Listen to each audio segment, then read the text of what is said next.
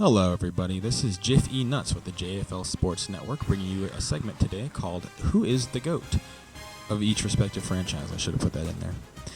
Anyways, we're going to go team by team today and determine who is each team's respective GOAT. Now for today, a player only counts if they're still currently on that team. So King Salazar will not be the GOAT for the Glaciers today, if that makes sense. And if there are two really good players and one's been there since Season 1 and one had just got there last week, then obviously the first player is going to win. This video is being recorded Season 5 in the middle of Week 2, so that's just a little timestamp. Let's get things started with the Glaciers and their GOAT, Ivan Dekolov. Ivan Dekolov, 4-time All-Pro and 1-time Defensive Player of the Week. He is the Glaciers' bread and butter. Well, they actually lost part of their bread and butter. Arden Babylon, who is pictured just like half his body, is no longer on the team.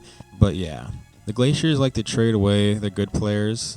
To bring his name up one more time, King Salazar, former Glacier, gone. Arden Babylon, former Glacier, gone. Danny Kruzhin, former Glacier, gone. So if those guys are still all on this team, this would have been a harder discussion. But it's Ivan, and it's not even close. All right, moving on. Next, we got the Rhinos' GOAT, Demario Rashomon. Demario Rashomon, 4-time All-Pro, a great centerpiece for the Rhinos and their defense.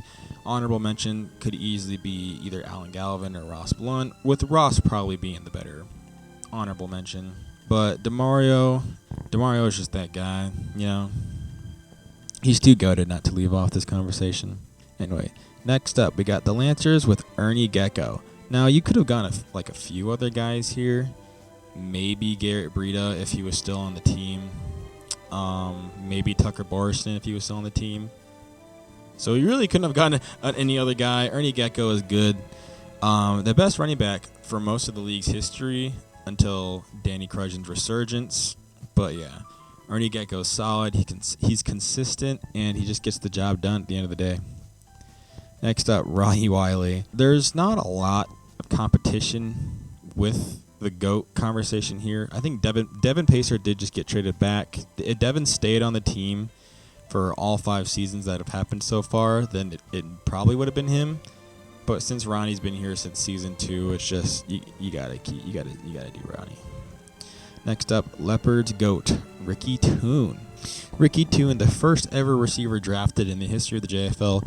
And he's proven to be worth that pick. 3-time All-Pro, a great player all around, consistently shows up. But yeah, Leopards GOAT, Ricky Toon right there.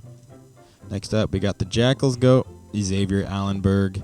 Now, I was tempted to put someone like Onyx Portis on here since they're more of a pure-blooded Jackal, if that makes any sense. Xavier Allenberg is originally a Griffin, and I almost put Onyx over him, but Onyx, even though he's been a Jackal all of his career, Xavier has been in the league longer and has also been on the Jackals longer than Onyx, so I went Xavier here. Next up, the Corsairs go Icy Danzler. This one was a little hard for me at first until I thought it over. I mean, Braun Carmichael is great. Grady Burke is also great, but Icy Dandler has been there since Season 1.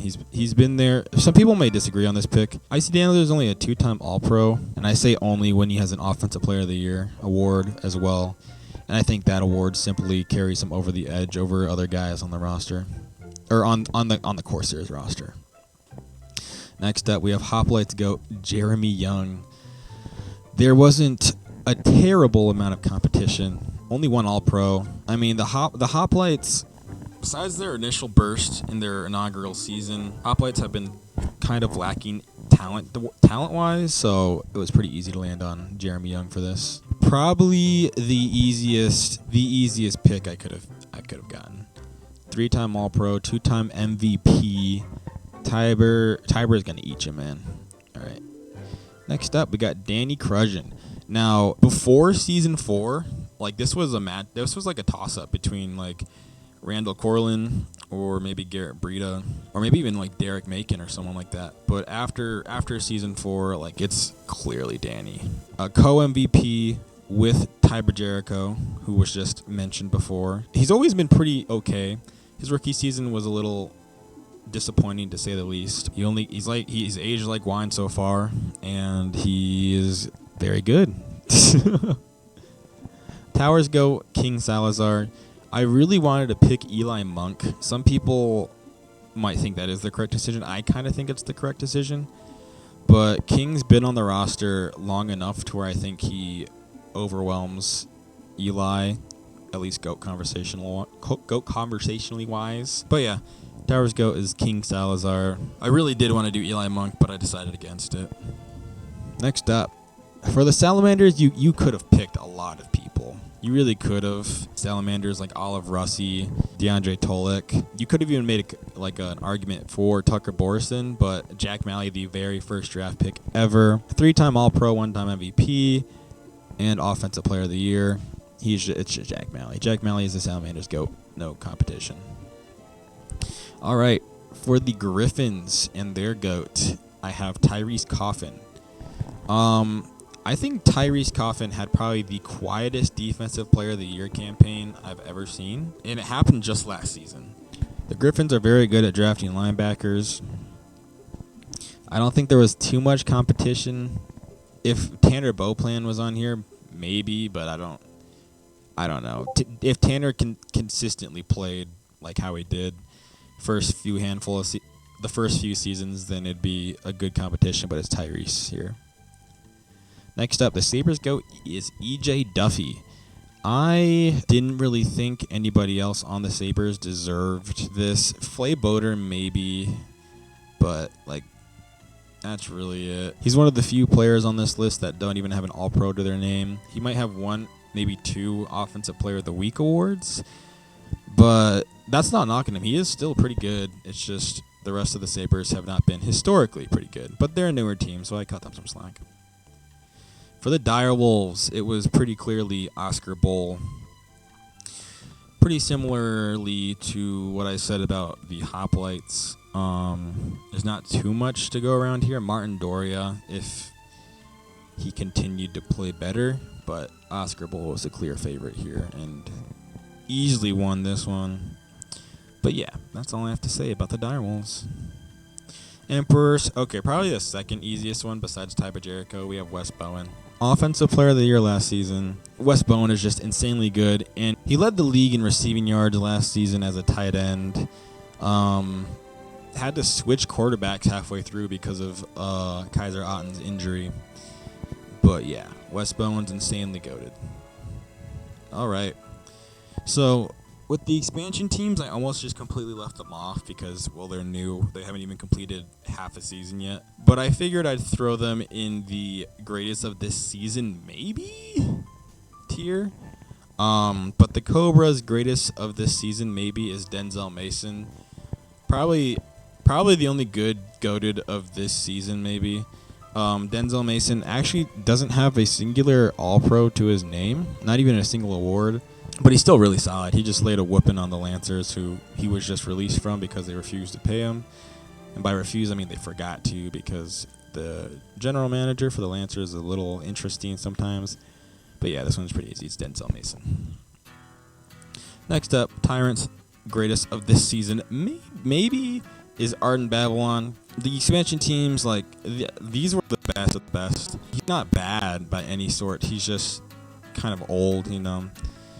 I haven't heard his name really in probably a few seasons now, but I also only really pay attention to my own team, so there's probably a large bias there. But yeah, Tyrant's greatest of this season maybe is Arden Babylon. Next up, the Admirals' greatest of this season maybe is Rich Rommel. The only player without a drawing, which is fair because Rich Rommel is a rookie. I'll be honest with you guys. When I was doing this one, I didn't recognize any of the names on the roster, so I went through the stats page and just picked who the best player was. And all Rich Rommel had was one forced fumble, which is more than anybody else has done on the roster so far, at least statistically wise. But yeah, it's Rich Rommel because he is, by definition, their best player currently. And last but certainly least is Kyle Montgomery. This is a complete lie. I it was hard enough to find someone on the Admirals, and there was probably someone on the Centuries, but I saw Kyle Montgomery, and so I decided, yeah, he will be the GOAT. Now, usually, GOAT stands for great, which Kyle is not. There wasn't too much to say on the Centuries roster. I mean, they're an expansion team, so I probably could have picked someone that was better, done the same treatment I gave the Admirals and picked the highest scoring or most productive player, but I decided against it, so that's about it. But yeah, Century's greatest of this season maybe is Kyle Montgomery. Do you agree with any of my opinions? Do you disagree with any of them? I really don't care, but feel free to leave your comments in the comments below or personally text me because I will definitely respond to you. Anyways, this has been Jiffy Nuts from the JFL Sports Network, signing off. I'll catch you guys later.